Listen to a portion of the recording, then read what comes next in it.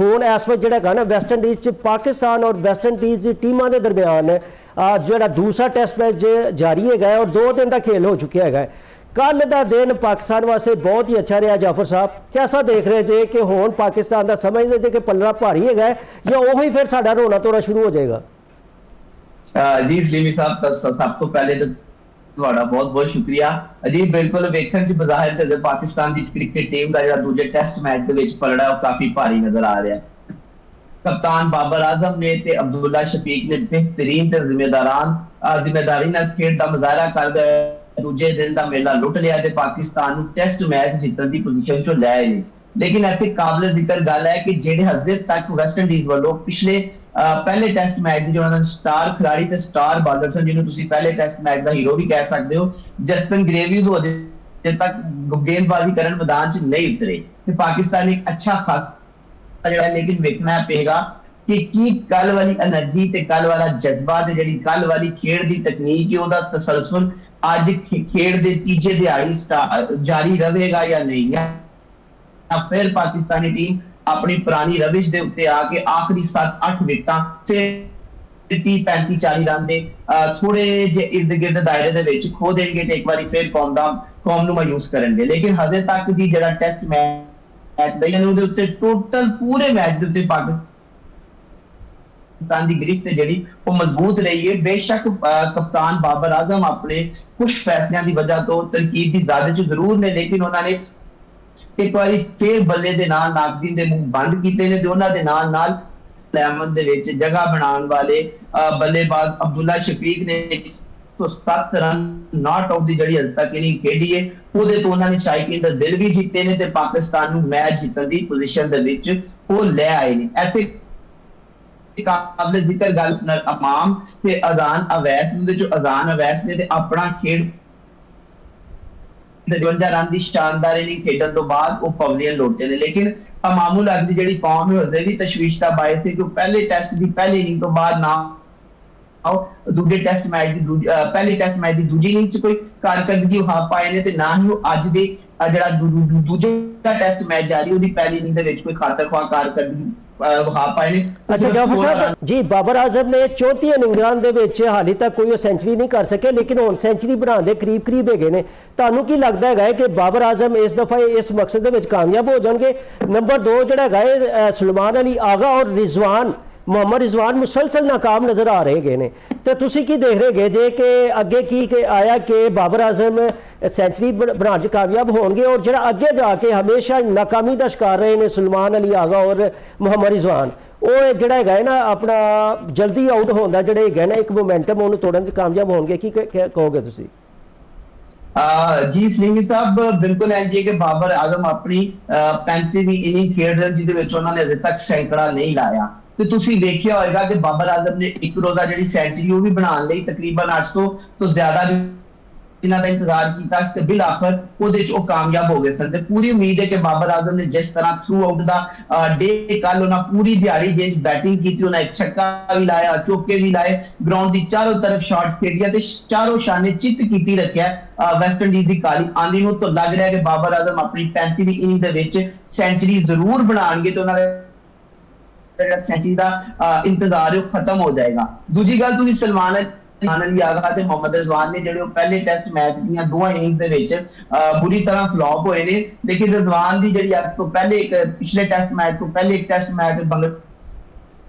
बांग्लादेश के खिलाफ उन्हें खेलिया सी उहदे च 94 रन की इनिंग्स खेली सी लेकिन उस तो बाद इन्हां दो इनिंग्स दे विच अपनी कोई खातर ख्वाह कारकर्दगी नहीं विखा पाए ते सलमान अली आगा दे नाल भी इंज कि बांग्लादेश के खिलाफ जिहड़ा आखिरी टेस्ट मैच खेलिया सी उहदे च उन्हां दी कारकर्दगी कदरे बेहतर थी लेकिन वेस्ट इंडीज के खिलाफ पहले टेस्ट दी दो इनिंग्स दे विच बुरी तरह फ्लॉप होए ने तो उम्मीद की जा सकती है कि साडी जिहड़े टॉप आर्डर ने उन्हें एक बहुत अच्छा जिहड़ा आगाज इस टेस्ट मैच दे विच टीम नूं फराहम करता ते हुण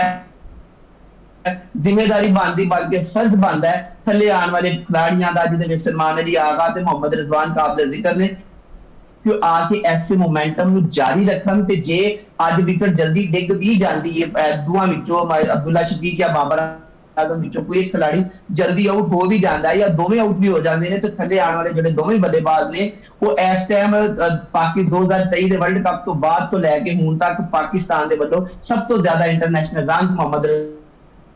ਨੌਜਵਾਨ ਸਰਫਰਾਜ਼ ਤੇ ਉਹਨਾਂ ਤੋਂ ਉਮੀਦ ਵੀ ਕੀਤੀ ਜਾ ਸਕਦੀ ਹੈ ਤੇ ਉਹਨਾਂ ਦਾ ਫਰਜ਼ ਹੈ ਕਿ ਆਣ ਤੇ ਜਿਹੜਾ ਮੋਮੈਂਟਮ ਬਾਬਰ ਆਜ਼ਮ ਤੇ ਅਬਦੁੱਲਾ ਸ਼ਫੀਕ ਤੇ ਰਾਣਾ ਅਵੈਸ ਨੇ ਸੈੱਟ ਕਰਕੇ ਇਹਨੂੰ ਦਿੱਤਾ ਹੈ, ਇਹਨਾਂ ਨੂੰ ਦਿੱਤਾ ਨੂੰ ਕੰਟੀਨਿਊ ਕਰਨ ਤੇ ਪਾਕਿਸਤਾਨ ਦੀ ਜਿਹੜੀ ਲੀਡ ਅਸੀਂ ਫਿਰ ਇੱਕ ਵਾਰੀ ਇਹੋ ਹੀ ਗੱਲ ਕਹਾਂਗੇ ਕਿ ਵੈਸਟ ਇੰਡੀਜ਼ ਨੇ ਅਜੇ ਤੱਕ ਆਪਣੇ ਜਿਹੜੇ ਪਹਿਲੇ ਟੈਸਟ ਮੈਚ ਦੇ ਸਟਾਰ ਖਿਡਾਰੀ ਜਸਟਨ ਗ੍ਰੇਵਿਸਨ ਜਿਨ੍ਹਾਂ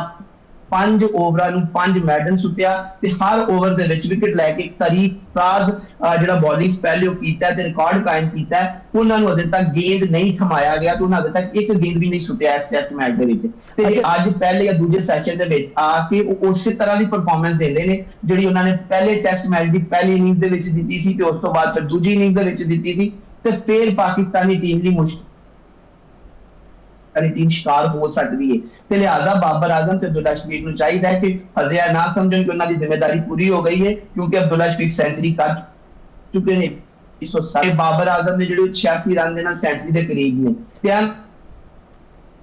ਅਬਦੁੱਲਾ ਸ਼ਫੀਕ ਨੇ ਆਪਣੀ ਸੈਂਚੁਰੀ ਕਰ ਲਈ, ਕਪਤਾਨ ਸਾਹਿਬ ਆਪਣੀ ਸੈਂਚੁਰੀ ਕਰਨ ਤੋਂ ਚੱਲਦੇ ਬਣਨ ਤੇ ਅੱਗੋਂ ਫਿਰ ਟੀਮ ਦੀ ਜਿਹੜੀ 35 ਸਕੋਰ ਦੇ ਵਿੱਚ ਡਿੱਗ ਜਾਣ ਤੇ ਅਸੀਂ ਇੱਕ ਵਾਰੀ ਫੇਰ ਜਿਹੜਾ ਉਹਦੇ ਤੋਂ ਨਾਕਾਮ ਹੋ ਜਾਈਏ। ਅੱਛਾ ਜਾਫਰ ਸਾਹਿਬ ਇਹ ਦੱਸੋ ਕਿ ਜਿਸ ਤਰ੍ਹਾਂ ਤੁਸੀਂ ਵੀ ਜ਼ਿਕਰ ਕੀਤਾ ਹੈਗਾ ਜਿਹੜੇ ਸਾਡੇ ਟੌਪ ਆਰਡਰ ਬੈਟਸਮੈਨ ਨੇ ਵਾਕਈ ਉਹਨਾਂ ਨੇ ਆਪਣਾ ਹੱਕ ਅਦਾ ਕਰ ਦਿੱਤਾ ਹੈਗਾ, ਲੇਕਿਨ ਹਾਲੀ ਵੀ ਵੈਸਟ ਇੰਡੀਜ਼ ਨੂੰ 78 ਸਕੋਰ ਦੀ ਲੀਡ ਹਾਸਲ ਹੈਗੀ ਹੈ ਔਰ ਤੁਹਾਨੂੰ ਇਹ ਵੀ ਯਾਦ ਰੱਖਣਾ ਚਾਹੀਦਾ ਹੈ ਕਿ ਪਾਕਿਸਤਾਨ ਨੇ ਚੌਥੀ ਇਨਿੰਗਸ ਯਾਨੀ ਕਿ ਇੱਕ ਦਫਾ ਫਿਰ ਚੌਥੀ ਇਨਿੰਗਸ ਦੇ ਵਿੱਚ ਵਾਰੀ ਲੈਣੀ ਹੈਗੀ ਹੈ। ਤੁਸੀਂ ਸਮਝਦੇ ਜੇ ਕਿ ਪਾਕਿਸਤਾਨ ਇਸ ਪੋਜੀਸ਼ਨ 'ਚ ਹੈਗਾ ਹੈ ਜਾਂ ਪਾਕਿਸਤਾਨ ਟੀਮ ਨੂੰ ਖਿਆਲ ਆ ਗਿਆ ਹੈ ਕਿ ਹੁਣ ਇਹ ਮੈਚ ਜਿੱਤ ਸਕਦਾ ਹੈਗਾ? ਸਲੀਮੀ ਸਾਹਿਬ ਦੇਖੋ ਮੈਚ ਜਿੱਤਣ ਦੀ ਪੋਜੀਸ਼ਨ 'ਚ ਅਸੀਂ ਕਹਾਂਗੇ ਕਿ ਅਸੀਂ ਇਸ ਟਾਈਮ ਹਾਰਨਾ ਕਿਉਂਕਿ ਮੈਚ ਇਸ ਟਾਈਮ ਪਾਕਿਸਤਾਨ ਦੀ ਫੇਵਰ 'ਚ ਜ਼ਿਆਦਾ ਹੈ ਕਿਉਂਕਿ ਸਿਰਫ ਸਾਡੀਆਂ 2 ਵਿਕਟਾਂ ਨੇ ਉਹ ਡਿੱਗੀਆਂ ਨੇ ਤੇ ਸਿਰਫ ਜਿਹੜੀ ਉਹਨਾਂ ਦਾ ਮਾਰਜਨ ਟ੍ਰੇਲ ਹੈ ਉਹ ਸਿਰਫ 78 ਰਨ ਦੀ ਹੈ ਤੇ ਜੇ ਸਾਡੇ ਬਾਕੀ ਆਉਣ ਵਾਲੀਆਂ 8 ਵਿਕਟਾਂ ਨੇ ਜਿਹੜੀਆਂ ਅਸੀਂ 150 ਤੋਂ 200 ਦਾ ਕਮ ਸੇ ਕਮ 150 ਤੇ 200 ਦੇ ਰਨ ਦਾ ਮਜਮੂਆ ਜੇ ਅਸੀਂ ਬੋਰਡ ਤੇ ਲਾ ਦਿੰਦੇ ਹਾਂ ਤੇ ਤੁਸੀਂ ਇਹ ਵੇਖਿਆ ਹੋਵੇਗਾ ਕਿ ਜਿਹੜੀ ਵੈਸਟ ਇੰਡੀਜ਼ ਦੀ ਟੀਮ ਹੈ ਉਹ ਤੇ ਪਾਕਿਸਤਾਨ ਦੀ ਟੀਮ ਮਜ਼ਾਜ 'ਚ ਦੋਵੇਂ ਇੱਕੋ ਜਿਹੇ ਨੇ, ਸਭ ਤੋਂ ਜ਼ਿਆਦਾ ਗੈਰ ਮੁਤਵੱਕਰ ਤੇ ਅਨਪ੍ਰੈਡਿਕਟੇਬਲ ਟੀਮਾਂ ਨੇ ਤੇ ਦੂਜੀ ਇਨਿੰਗ ਦੇ ਵਿੱਚ ਜੇ ਅਸੀਂ ਪਹਿਲਾ ਮੈਚ ਵੇਖੀਏ ਤੇ ਦੂਜੀ ਇਨਿੰਗ ਦੇ ਵਿੱਚ ਵੀ ਪਹਿਲੀਆਂ 7 ਵਿਕਟਾਂ ਨੇ ਜਿਹੜੀਆਂ ਵੈਸਟ ਇੰਡੀਜ਼ ਦੀਆਂ ਉਹ ਰੇਤ ਦੀ ਦੀਵਾਰ ਸਾਬਤ ਹੋਈਆਂ ਸਨ। 7 ਬੱਲੇਬਾਜ਼ ਤੇ ਬੜੀ ਜਲਦੀ ਪੌਲੀਅਨ ਲੋੜ ਗਏ ਸਨ ਲੇਕਿਨ ਉਸ ਤੋਂ ਬਾਅਦ 8ਵੀਂ ਵਿਕਟ ਦੀ ਸ਼ਰਾਕਤ ਦੇ ਵਿੱਚ ਇੱਕ ਲੰਮੀ ਪਾਰਟਨਰਸ਼ਿਪ ਲੱਗੀ ਸੀ ਜਿਹਨੇ ਪਾਕਿਸਤਾਨ ਤੋਂ ਮੈਚ ਨੂੰ ਦੂਰ ਕਰਤਾ ਸੀ ਤੇ ਬਿਲਕੁਲ ਦੂਜੀ ਇਨਿੰਗ ਪਾਕਿਸਤਾਨ ਦੀ ਤੇ ਦੂਜੀ ਇਨਿੰਗ ਵੈਸਟ ਇੰਡੀਜ਼ ਦੀ ਦੋਵਾਂ ਟੀਮਾਂ ਲਈ ਮੁਸ਼ਕਲ ਹੋਏਗਾ ਕਿਉਂਕਿ ਹਜੇ ਤੱਕ ਦੀ ਜਿਹੜੀ ਪਿਚ ਦਾ ਬਿਹੇਵੀਅਰ ਸਪੋਰਟ ਕਰਦੀ ਨਜ਼ਰ ਨਹੀਂ ਆ ਰਹੀ ਜਿਹੜੀ ਪਹਿਲੇ ਟੈਸਟ ਮੈਚ ਕਰ ਰਹੀ ਸੀ ਤੇ ਹੁਣ ਇਹ ਵੇਖਣਾ ਪਏਗਾ ਕਿ ਅੱਜ ਜਿਹੜੇ ਮੌਸਮੀ ਹਾਲਾਤ ਨੇ ਕਿਉਂਕਿ ਤੁਹਾਨੂੰ ਪਤਾ ਹੈ ਕੱਲ ਤੇ ਪਰਸੋਂ ਦੋਵਾਂ ਦਿਨਾਂ ਦੇ ਵਿੱਚ ਥੋੜੀ ਬਾਰਿਸ਼ ਵੀ ਵੈਸਟ ਇੰਡੀਜ਼ ਦੇ ਗਰਾਊਂਡ 'ਚ ਹੁੰਦੀ ਰਹੀ ਹੈ ਤੇ ਜੇ ਅੱਜ ਬਾਰਿਸ਼ ਨੇ ਵੀ ਮੁਦਾਖਲਤ ਕੀਤੀ ਜਾਂ ਪਿਚ ਨੇ ਆਪਣਾ ਮਿਜ਼ਾਜ ਬਦਲਿਆ ਤੇ ਫਿਰ ਪਾਕਿਸਤਾਨੀ ਬੈਟਰਸ ਲਈ ਨਾ ਸਿਰਫ ਇਸ ਇਨਿੰਗਸ 'ਚ ਮੁਸ਼ਕਲ ਹੋਏਗੀ ਬਲਕਿ ਚੌਥੀ ਇਨਿੰਗਸ ਤੇ ਪਾਕਿਸਤਾਨ ਦਾ ਜਿਹੜਾ ਬੱਲੇਬਾਜ਼ ਨੇ ਉਹਨਾਂ ਦਾ ਪਿਛਲੇ 7-8 ਸਾਲ ਤੋਂ ਚੌਥੀ ਇਨਿੰਗ ਦੇ ਵਿੱਚ ਜਿਹੜਾ ਮਜ਼ਾਜ ਤੇ ਕਹਿ ਲੋ ਟੈਂਪਰਾਮੈਂਟ ਦਾ ਮਸਲਾ ਹੈ ਕਿ ਜੋ ਚੌਥੀ ਇਨਿੰਗ 'ਚ ਜਾਂਦੇ ਨੇ ਤੇ ਉਹਨਾਂ ਦੇ ਹੱਥ ਪੈਰ ਖੁੱਲ ਜਾਂਦੇ ਨੇ ਤੇ ਕੋਈ ਖਾਤਰ ਖੁਆਹ ਕਾਰਕਰਦਗੀ ਉਹ ਨਹੀਂ ਵਿਖਾ ਸਕਦੇ ਤੇ ਇਸ ਲਈ ਪਾਕਿਸਤਾਨ ਦੇ ਬੱਲੇਬਾਜ਼ਾਂ ਲਈ ਇਹ ਜ਼ਰੂਰੀ ਹੈ ਚਾਹੇ ਉਹ ਟੌਪ ਆਰਡਰ ਹੈ ਚਾਹੇ ਉਹ ਮਿਡਲ ਆਰਡਰ ਹੈ ਜਾਂ ਲੋਅਰ ਮਿਡਲ ਆਰਡਰ ਹੈ ਉਹਨਾਂ ਨੂੰ ਚਾਹੀਦਾ ਕਿ ਪਹਿਲੀ ਇਨਿੰਗ ਦੇ ਜਿਹਦੇ ਵਿੱਚ ਵੈਸਟ ਇੰਡੀਜ਼ ਬੋਲਰ ਨੂੰ ਵਿਕਟਾਂ ਨਹੀਂ ਮਿਲ ਰਹੀਆਂ ਤੇ ਰਨਸ ਕੰਸੀਡ ਕਰ ਰਹੇ ਨੇ ਤੇ ਇਸ ਮੌਕੇ ਨੂੰ ਗਨੀਮਤ ਸਮਝਣ ਤੇ ਜ਼ਿਆਦਾ ਤੋਂ ਜ਼ਿਆਦਾ ਦੇਰ ਵਿਕਟ ਤੇ ਸਟੇ ਕਰਨ ਕਿਉਂਕਿ ਇਸ ਟਾਈਮ ਜੇ ਤੁਸੀਂ ਵੇਖੋ ਕੱਲ ਤੁਸੀਂ ਬਾਬਰ ਤੇ ਅਬਦੁੱਲਾ ਸ਼ਫੀਕ ਦੀ ਜੇ ਬੈਟਿੰਗ ਵੇਖੋ ਤੇ ਅਬਦੁੱਲਾ ਸ਼ਫੀਕ ਨੇ 50 ਕਰਨ ਤੋਂ ਬਾਅਦ ਤੇ ਬਾਬਰ ਨੇ ਕ੍ਰੀਜ਼ ਤੇ ਆਂਦਿਆਂ ਹੀ ਟੈਸਟ ਕ੍ਰਿਕਟ ਨਾਲੋਂ ਜ਼ਿਆਦਾ ਥੋੜਾ ਜਿਹਾ ਮਿਜ਼ਾਜ ਨੂੰ ਬਦਲ ਕੇ ਖੇਡਿਆ। ਬਾਬਰ ਨੇ ਗਰਾਊਂਡ ਦੀ ਚਾਰੋਂ ਤਰਫ ਬੈਟਿੰਗ ਸ਼ਾਟਾਂ ਵੀ ਖੇਡੀਆਂ ਨੇ, ਚੌਕੇ ਵੀ ਲਏ ਨੇ ਤੇ ਇੱਕ ਉਹਨਾਂ ਨੇ ਛੱਕਾ ਵੀ ਮਾਰਿਆ ਵੈਸਟ ਇੰਡੀਅਨ ਬੋਲਰਾਂ ਨੂੰ ਤੇ ਅਬਦੁੱਲਾ ਸ਼ਫੀਕ ਦਾ ਵੀ ਜੇ ਤੁਸੀਂ ਮਿਜ਼ਾਜ ਵੇਖੋ ਤੇ ਉਹਨਾਂ ਵੀ ਇੱਕ ਓਵਰ ਦੇ ਵਿੱਚ 14 ਸਕੋਰ ਵੀ ਮਾਰਿਆ ਵੈਸਟ ਇੰਡੀਅਨ ਬੋਲਰਾਂ ਨੂੰ ਤੇ ਇੱਕ ਜਗ੍ਹਾ ਤੇ ਉਹਨਾਂ ਨੇ 8 ਸਕੋਰ ਵੀ ਲਿਆ ਤੇ ਜੇ ਐਸੇ ਮਿਜ਼ਾਜ ਨਾਲ ਖੇਡਣ ਤੇ ਆਪਣਾ ਟੈਂਪਰਾਮੈਂਟ ਤੇ ਆਪਣਾ ਜਿਹੜਾ ਜਜ਼ਬਾ ਜਿਸੀ ਕਹਾਂਗੇ ਉਹਨੂੰ ਐਨਜੀ ਕਾਇਮ ਰੱਖਣ ਉਹਦਾ ਤਸੱਸੁਲ ਬਰਕਰਾਰ ਰੱਖਣ ਤੇ ਇਸ ਮੌਕੇ ਨੂੰ ਗਨੀਮਤ ਜਾਣਨ ਤੇ ਕਮ ਸੇ ਕਮ 200 ਰਨ ਦੀ ਲੀਡ ਵੈਸਟ ਇੰਡੀਜ਼ ਬੱਲੇਬਾਜ਼ਾਂ ਟੀਮ ਤੋਂ ਲੈਣ ਤਾਂ ਕਿ ਉਹ ਆਪਣੀ ਦੂਜੀ ਇਨਿੰਗ ਦੇ ਵਿੱਚ ਜੋ 250-300 ਦਾ ਸਕੋਰ ਬਣਾਉਂਦੇ ਤੇ ਪਾਕਿਸਤਾਨ ਦੀ ਚੌਥੀ ਇਨਿੰਗ ਦੇ ਵਿੱਚ ਜਿਹੜਾ ਟਾਰਗੇਟ 150-200 ਦਰਮਿਆਨ ਹੈ ਕਿਉਂਕਿ ਇੱਕ ਵਾਰੀ ਮੈਂ ਫੇਰ ਕਹਾਂਗਾ ਇਹ ਗੱਲ ਤੁਸੀਂ ਵੀ ਸਲਿੰਗ ਸਾਹਿਬ ਤੁਸੀਂ ਵੀ ਸਾਡੀ ਇਸ ਗੱਲ ਨਾਲ ਐਗਰੀ ਸੋ ਬਲਕਿ ਗੱਲ ਤੁਸੀਂ ਵੀ ਕੀਤੀ ਸੀ ਅਸੀਂ ਤੁਹਾਡੇ ਨਾਲ ਮੁਤਫਿਕ ਹੋਏ ਸਾਂ ਕਿ ਜੇ 200 ਰਨ ਦਾ ਟਾਰਗੇਟ ਮਿਲ ਗਿਆ ਪਾਕਿਸਤਾਨ ਨੂੰ ਤੇ ਮੁਸ਼ਕਲ ਹੋ ਜਾਏਗਾ, ਤੇ ਅਸੀਂ ਵੇਖਿਆ ਬਿਲਕੁਲ ਮੁਸ਼ਕਲ ਹੋਇਆ ਤੇ ਪਾਕਿਸਤਾਨੀ ਟੀਮ ਪਹਿਲੇ ਟੈਸਟ ਮੈਚ ਦੇ ਵਿੱਚ 211 ਦਾ ਵੀ ਹਦਫ ਹਾਸਲ ਕਰਨ 'ਚ ਨਾਕਾਮ ਰਹੀ ਤੇ 120 ਤੇ ਪਵਲੀਅਨ ਲੋਡ ਗਈ। ਤੇ ਜੇ ਹੁਣ ਇਹ ਲੱਗਦਾ ਕਿ ਜੇ ਪਾਕਿਸਤਾਨ ਨੂੰ ਚੌਥੀ ਇਨਿੰਗ ਦੇ ਵਿੱਚ 200 ਜਾਂ 250 ਦੇ ਇਰਦ ਗਿਰਦ ਜਾਂ ਥੋੜਾ ਜਿਹਾ ਉੱਚੀ ਰਨ ਚੇਸ ਕਰਨੇ ਪਏ ਤੇ ਪਾਕਿਸਤਾਨੀ ਟੀਮ ਦੀ ਮੁਸ਼ਕਲਾਤ ਖੜੀ ਕਰ ਸਕਦੀ ਹੈ ਵੈਸਟ ਇੰਡੀਜ਼ ਦੇ। ਅੱਛਾ ਜਾਫਰ ਸਾਹਿਬ, ਇਹ ਦੱਸੋ ਕਿ ਜਿਹੜਾ ਮੁਹੰਮਦ ਅਬਾਸ ਨੂੰ ਦੂਸਰੇ ਟੈਸਟ ਦੇ ਵਿੱਚ ਨਹੀਂ ਪਾਇਆ ਗਿਆ ਹੈਗਾ ਸੀ, ਬੜੀ ਤਨਕੀਦ ਦਾ ਨਿਸ਼ਾਨਾ ਜਿਹੜਾ ਹੈਗਾ ਨਾ ਬਣਾਉਣਾ ਪਿਆ ਹੈਗਾ ਸੀ, ਔਰ ਉਹਦੇ ਬਾਅਦ ਜਿਹੜਾ ਸੋਸ਼ਲ ਮੀਡੀਆ ਤੇ ਵੀ ਇੱਕ ਤੂਫਾਨ ਹੈਗਾ ਸੀ। ਹੁਣ ਚੂੰਕਿ ਇਸ ਵਕਤ ਸਪਿਨਰ ਦੇ ਜਿਹੜਾ ਹੈਗਾ ਨਾ ਵਿਕਟਾਂ ਵੀ ਕਾਫੀ ਲਈਆਂ ਨੇ, ਹੁਣ ਤੁਸੀਂ ਕਿਹਦਾ ਦੇਖਦੇ ਜੇ ਕਿ ਆਇਆ ਕਿ ਵੈਸਟ ਇੰਡੀਜ਼ ਦੇ ਵਿੱਚ ਜਿਹੜੀ ਪਾਕਿਸਤਾਨ ਕ੍ਰਿਕਟ ਟੀਮ ਔਰ ਟੀਮ ਮੈਨੇਜਮੈਂਟ ਦਾ ਜਿਹੜਾ ਥਿੰਕ ਟੈਂਕ ਹੈ ਉਹਦਾ ਫੈਸਲਾ ਠੀਕ ਸੀ ਜਾਂ ਗਲਤ ਹੈਗਾ ਸੀ? ਸਲੀਮ ਸਾਹਿਬ ਦੇਖੋ, ਮੁਹੰਮਦ ਅਬਾਸ ਜਿਹੜੇ ਨੇ ਉਹ ਪਾਕਿਸਤਾਨੀ ਕ੍ਰਿਕਟ ਤਾਰੀਖ ਦੇ ਦੂਸਰੇ ਐਸੇ ਖਿਡਾਰੀ ਨੇ ਜਿਨ੍ਹਾਂ ਨੂੰ ਇੱਕ ਮੈਚ ਦੇ ਵਿੱਚ 5 ਵਿਕਟਾਂ ਲੈਣ ਤੋਂ ਬਾਅਦ ਅਗਲੇ ਮੈਚ ਡ੍ਰੌਪ ਕਰਤਾ ਜਾਏ। ਇਸ ਤੋਂ ਪਹਿਲੇ ਅਸੀਂ ਪਾਕਿਸਤਾਨੀ ਫੈਨਸ ਨੇ ਵਾਕਿਆ ਪੇਸ਼ ਵੇਖਿਆ ਸੀ ਜਦੋਂ 1979 ਦੇ ਵਿੱਚ ਪਾਕਿਸਤਾਨੀ ਕ੍ਰਿਕਟ ਟੀਮ ਆਸਫ ਇਕਬਾਲ ਦੀ ਕਪਤਾਨੀ ਦੇ ਵਿੱਚ ਭਾਰਤ ਦਾ ਦੌਰਾ ਕਰ ਰਹੀ।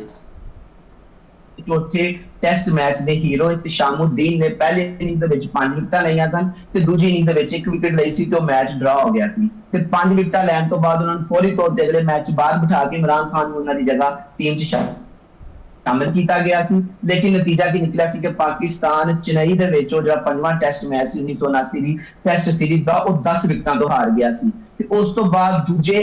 ਬੌਲਰ ਮੁਹੰਮਦ ਅਬਾਸ ਨੇ ਕਿ ਜਿਨ੍ਹਾਂ ਨੂੰ 5 ਵਿਕਟਾਂ ਲੈਣ ਤੋਂ ਫੌਰਨ ਬਾਅਦ ਅਗਲੇ ਮੈਚ ਦੇ ਵਿੱਚ ਬਾਹਰ ਬਿਠਾ ਦਿੱਤਾ ਗਿਆ। ਬਾਬਰ ਨੇ ਦੇ ਉੱਤੇ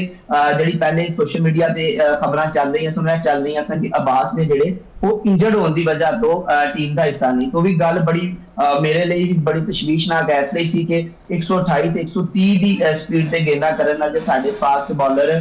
ਇੰਜਰਡ ਹੋ ਰਹੇ ਨੇ ਤੇ ਉਹ ਅਸੀਂ ਫਿਰ ਕਿੱਥੇ ਖੜਨਾ। ਤੇ ਜੇ ਬਾਅਦ ਚੋਂ ਬਾਬਰ ਆਜ਼ਮ ਦਾ ਬਿਆਨ ਆਇਆ ਜਿਨ੍ਹਾਂ ਨੇ ਕਨਫਿਊਜ਼ਨ ਨੂੰ ਕਲੀਅਰ ਕੀਤਾ ਕਿ ਅਬਾਸ ਨੇ ਜਿਹੜੇ ਅਸੀਂ ਉਹਨਾਂ ਨੂੰ ਸਿਰਫ ਇਸ ਲਈ ਟੀਮ ਚੋਂ ਬਾਹਰ ਬਿਠਾਇਆ ਤਾਂ ਕਿ ਅਸੀਂ ਸਪਿਨਰ ਨੂੰ ਐਡ ਕਰ ਸਕੀਏ। ਤੇ ਉਸ ਬਾਬਰ ਆਜ਼ਮ ਦੀ ਇਹ ਸਟੇਟਮੈਂਟ ਨੇ ਨਾ ਸਿਰਫ ਅਭਾਮ ਤੇ ਦੂਰ ਕੀਤੇ ਲੇਕਿਨ ਇਹ ਤਸ਼ਵੀਸ਼ 'ਚ ਮਜ਼ੀਦ ਇਜ਼ਾਫਾ ਕਰਤਾ ਕਿ ਬੈਕ ਅਬਾਸ ਨੇ ਜਿਹੜੇ ਉਹ 128 129 127 ਦੀ ਗੇਂਦ ਸਪੀਡ ਨਾਲ ਰਫ਼ਤਾਰ ਨਾਲ ਗੇਂਦਾਂ ਕਰ ਰਹੇ ਸਨ ਲੇਕਿਨ ਉਹ ਵੇਰੀਏਸ਼ਨ ਦੇ ਨਾਲ ਉਹਨਾਂ ਤੁਹਾਨੂੰ 5 ਵਿਕਟਾਂ ਲੈ ਕੇ ਦਿੱਤੀਆਂ। ਜੀ ਜਾਫਰ ਸਾਹਿਬ,